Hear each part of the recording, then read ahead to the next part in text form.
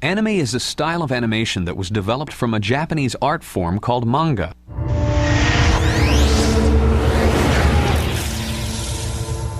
Manga, the Japanese word for comics or comic strips, like those we see every day in U.S. newspapers, began in Japan in the early 1100s. The drawings were caricatures of animals used as a metaphor to express views on society at a time when to speak against the social order could result in severe punishment, even execution.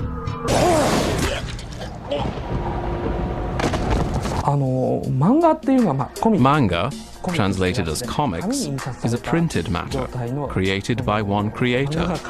One of the most famous manga artists of the 20th century is Mr. Reiji Matsumoto, who first became known for his work Honeybee Adventures.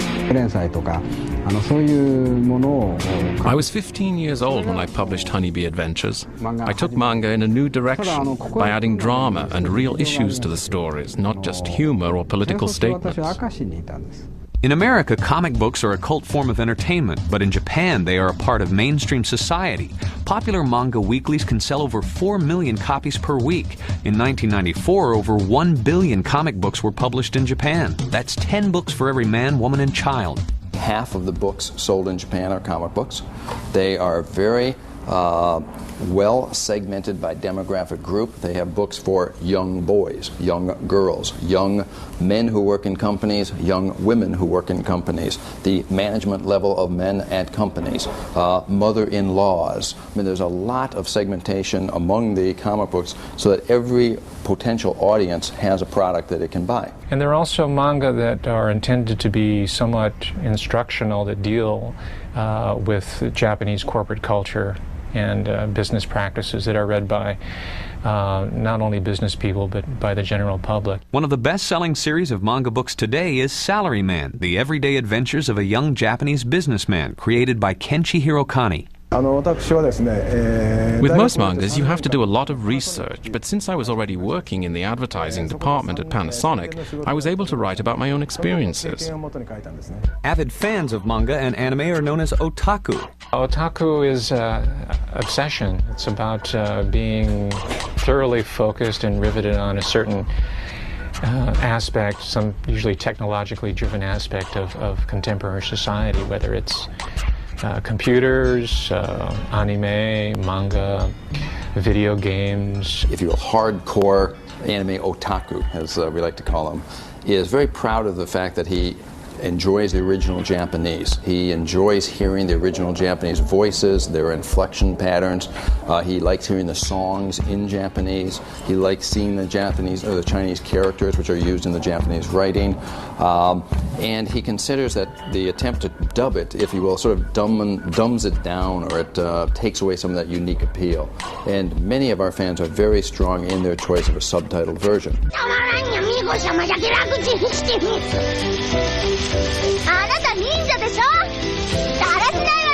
Mr. Okada, a professor at the University of Tokyo, teaches a course on otaku culture. American otakus interested in manga and anime try to learn the language to better understand the Japanese culture. It's very similar to when the Japanese imported American culture. A lot of Japanese people went to English conversation schools to learn more about the American way.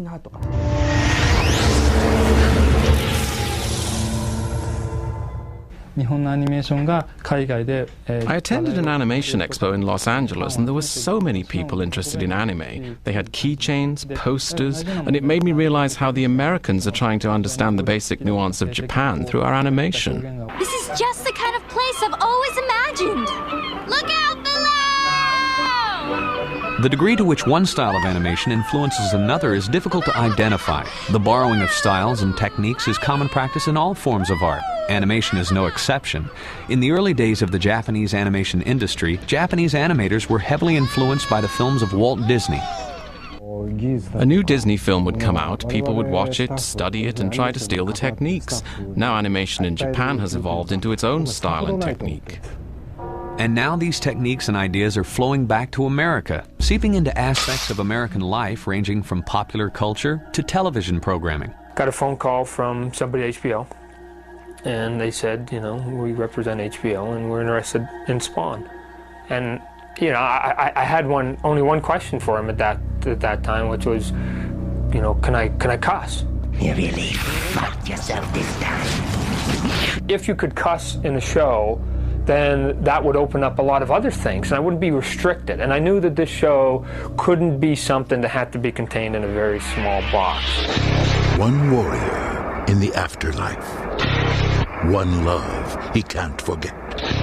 One deal that can't be broken.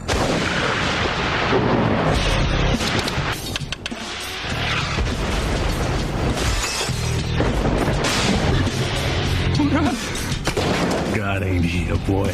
Let him go. Are you? Spawn, you know, it's an age-old tragic drama. I mean, it's Faust, and that's the push. I didn't want him, like I said, to go to the network, to come on Saturday morning cartoons, and to have him with a talking dog for a sidekick. That was like, I'd rather have no show than to have that. Oh, but I think you're dealing with some misplaced anger here. Don't get pissed at me. I'm the one who's helping you out.